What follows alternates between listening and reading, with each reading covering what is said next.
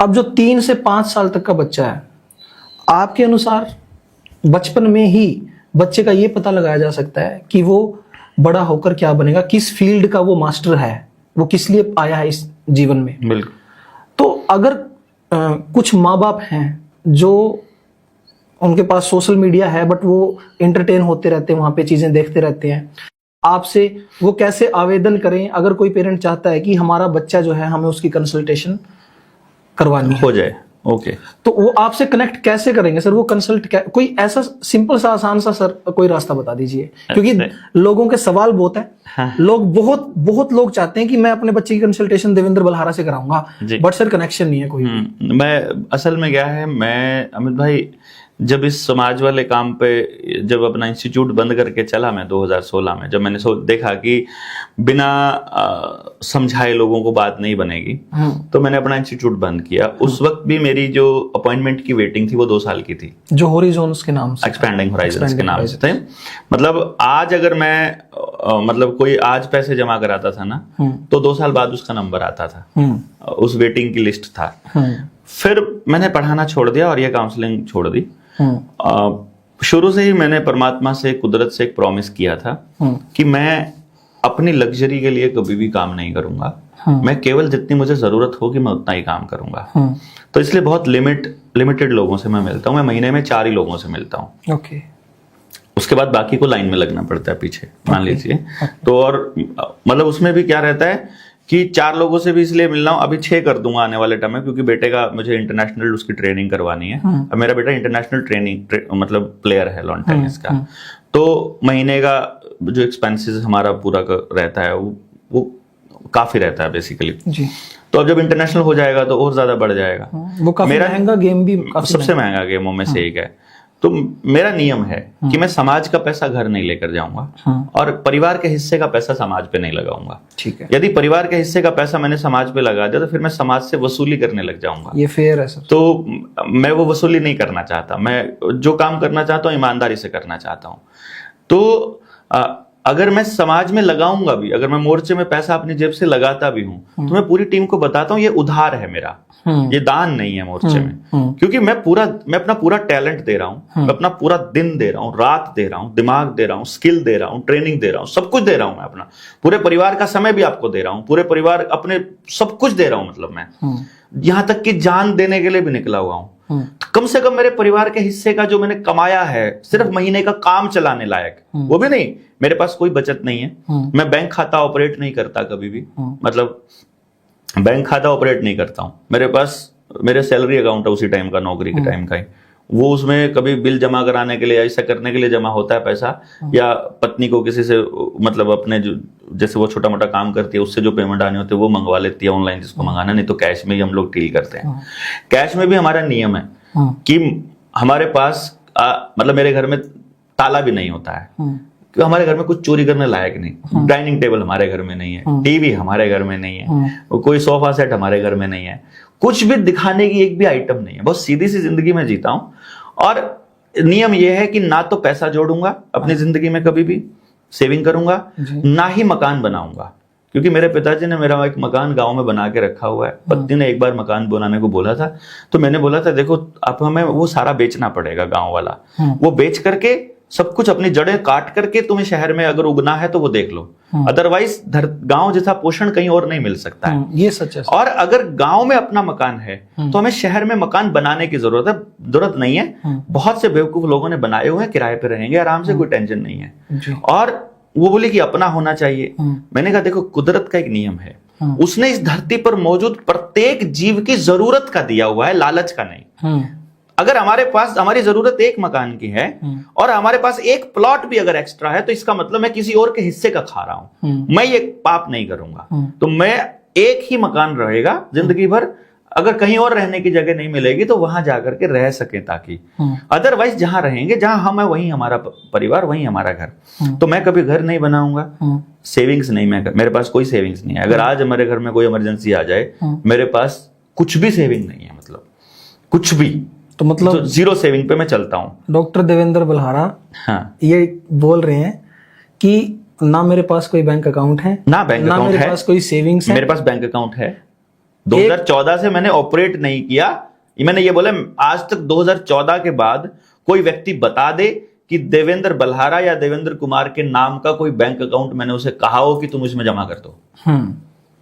मतलब वो मैंने क्रेडिट कार्ड मेरे पास एक है, किसी ने कुछ पैसे देने होता है मुझे उसका बिल भरना है तो मैं उससे बिल वो भरवा जरूर लेता हूं। अभी जैसे मान लो 23 मार्च का कार्यक्रम था, मेरे क्रेडिट कार्ड की लिमिट 3.5 लाख रुपया है। अभी रविंद्र भाई ने बोला कि पेमेंट कहाँ से आएगी, तो मैंने कहा ये कार्ड पकड़ो, 3.5 लाख रुपए का इसमें से खर्चा तुम कर सकते हो, तो ये तुम कर दो। अभी जब आएगा कहीं दान से तो तुम इसकी बिल पेमेंट कर देना, बात कहाँ कर देना। ये सर हमारे जो दर्शक है उनके लिए भी जरूरी है कि जैसे कि डॉक्टर साहब ने बताया कि जेएसएम के नाम पे किसी ने 10 लाख रुपए किसी से मांगे कि आपका काम हम करवा देंगे, आप मुझे 10 लाख रुपए दे दो, बट उसमें नाम बदनाम जेएसएम का हुआ।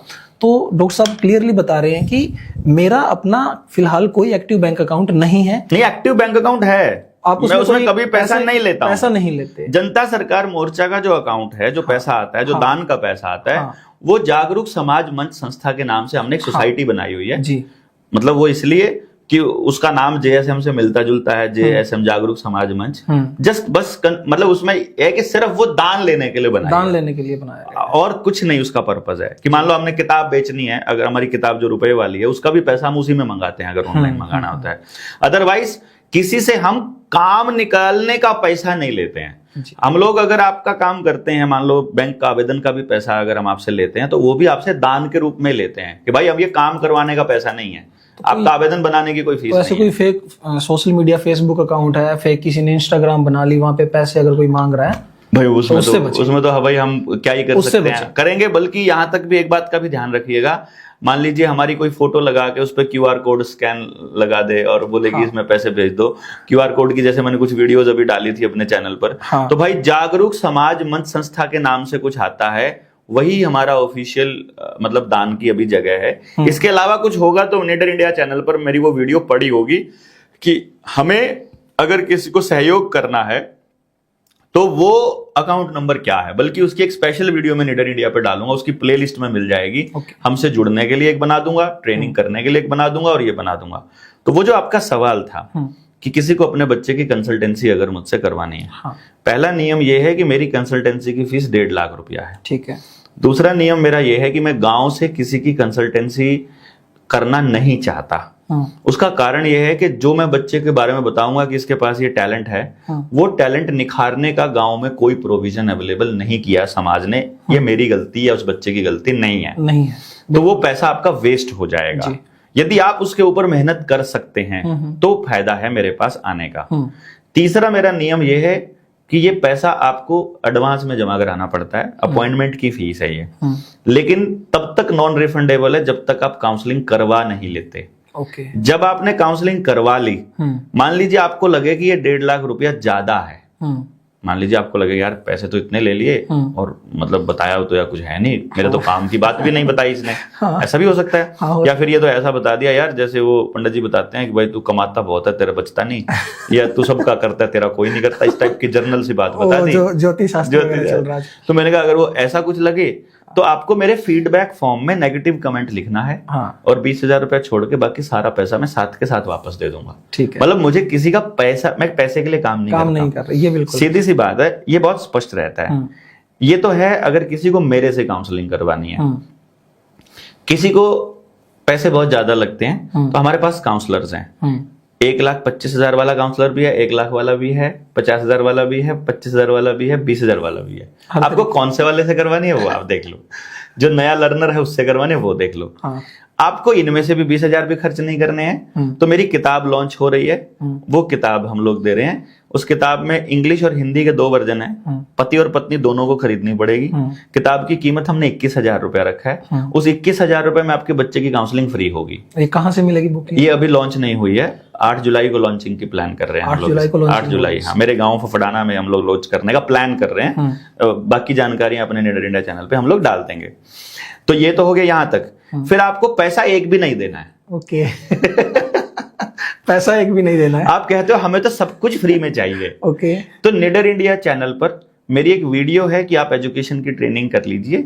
उसमें प्ले लिस्ट में सबसे नीचे की जो प्ले लिस्ट है टीचर्स और पेरेंट्स के लिए है, वो पूरी ट्रेनिंग कंप्लीट ट्रेनिंग जिसका मैं 10.5 लाख रुपया देता था, मैंने वो पब्लिक के लिए ओपन की हुई है कि यदि आप में इतनी अक्ल है कि आप उसको समझ करके अपने बच्चे को जान ले तो वो आपके लिए बिल्कुल फ्री है।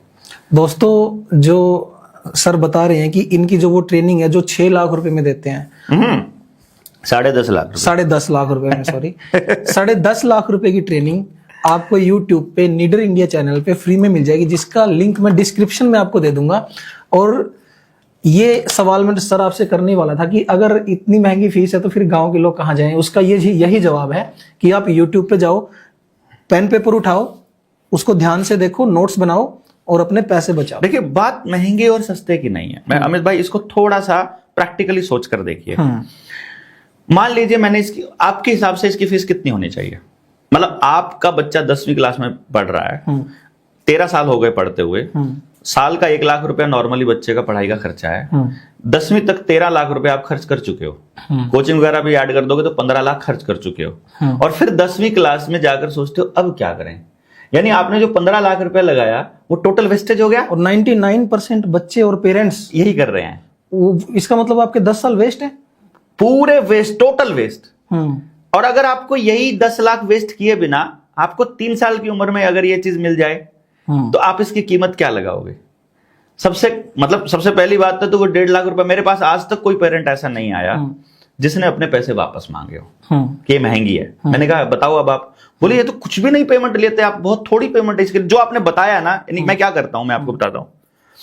मान लीजिए आपका 3.5 साल का बच्चा है और आपने मुझसे काउंसलिंग करवा ली, तो मैं आपको जो भी बात बताऊंगा वो रिकॉर्ड करके दूंगा। ओके, सब कुछ। ओके, उस रिकॉर्डिंग में सारा बता दूंगा उस बच्चे के बारे में, किस सिचुएशन पे क्या करना है क्या नहीं करना। ये ऐसा हो चुका है इसलिए बता रहा हूं। माँ बाप ने मेरी बात को सीरियसली नहीं लिया। उसने सोचा यार 3.5 साल का ही था बच्चा, अभी तो ठीक चल रहा है, क्या जरूरत पड़ी है, क्या है।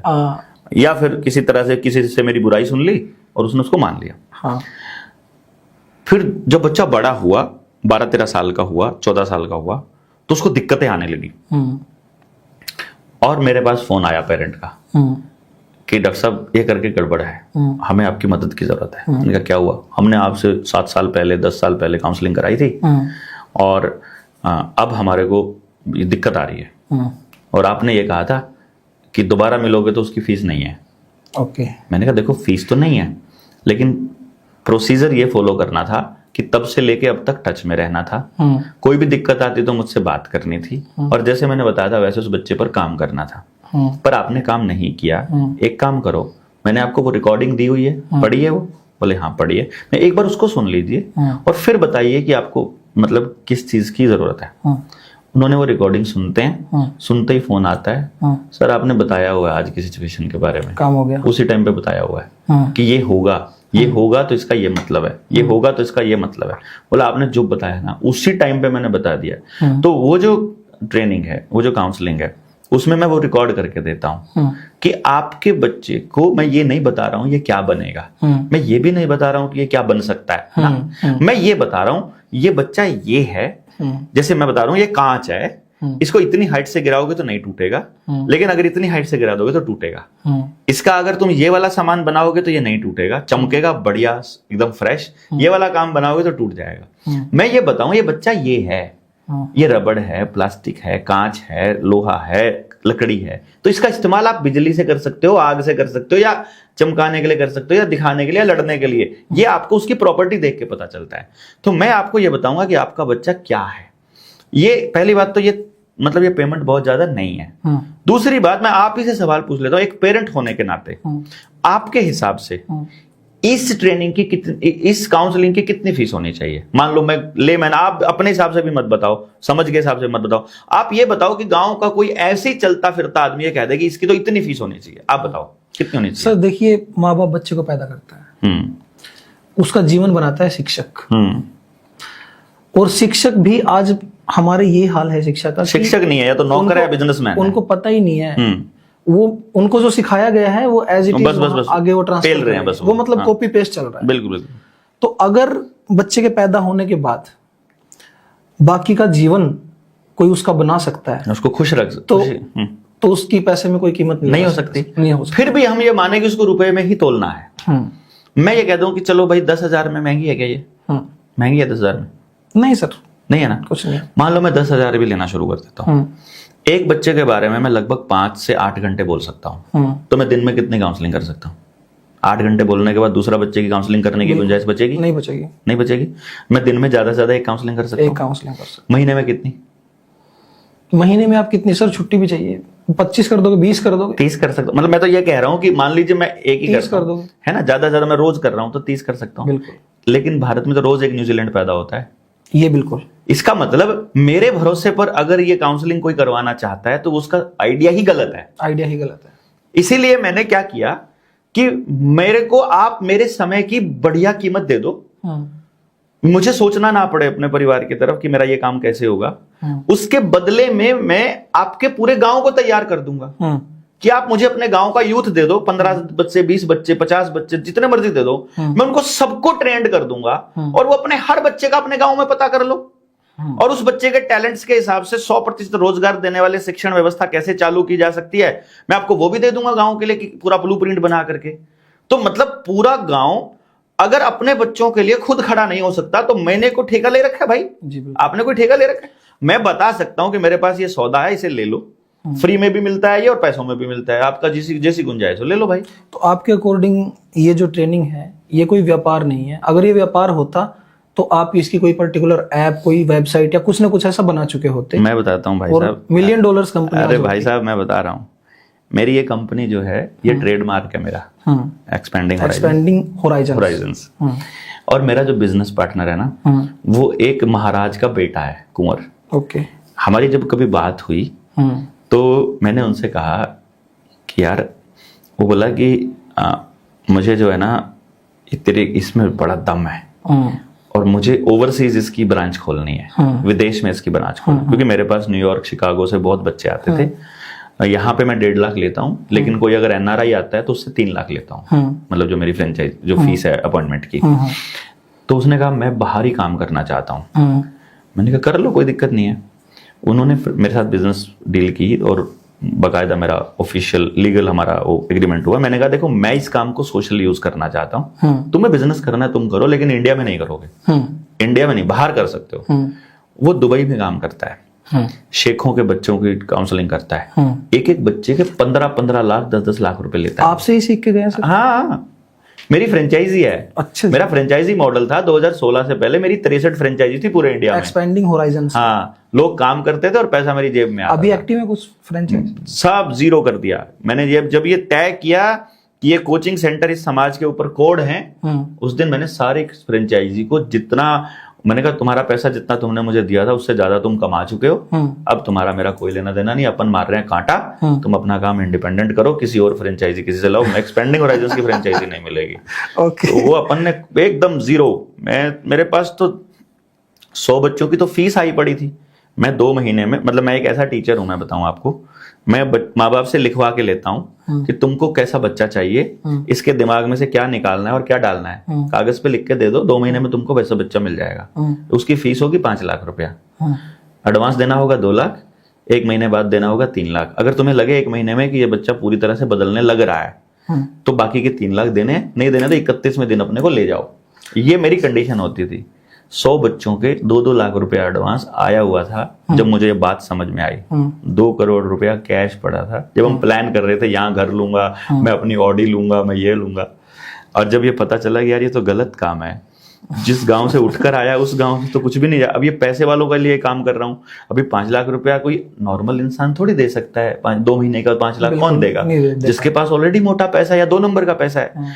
तो मुझे ये समझ में आया यार तुम तो सिर्फ अमीरों के लिए काम कर रहे हो, जिस समाज से उठकर आए उसके लिए तो कुछ भी नहीं कर रहे हो। तो मैंने पत्नी को बोला, मैं कल सुबह पैसे दे देना। क्या करना? मैं सबके वापस करने हैं, पढ़ाना बंद कर रहा हूँ। अभी नया दौरा पड़ गया। जैसे मैं नौकरी छोड़कर आया तो बोलते इसको दौरा पड़ता है हर 4 साल बाद ना कुछ नया दौरा पड़ गया। बोले, मैं कहा नहीं मुझे नहीं करना भाई, ये काम करना है। बोली 1 साल पढ़ा लो कम से कम, घर तो हो जाए अपना। मैंने कहा 1 साल 1 मिनट भी वो काम नहीं करूंगा जिसमें अंदर से खुशी नहीं मिलती है, तो छोड़ना पड़ेगा। सबका पैसा वापस कर दिया, सारी फ्रेंचाइजी बंद कर दी, सब कांटा मार दिया। मैं कहा नहीं अब जैसा होगा अब ये करेंगे, अब गांव को बदलेंगे। और पागल होकर लग गया। 2016 की बात है। सर यहाँ पे क्या हो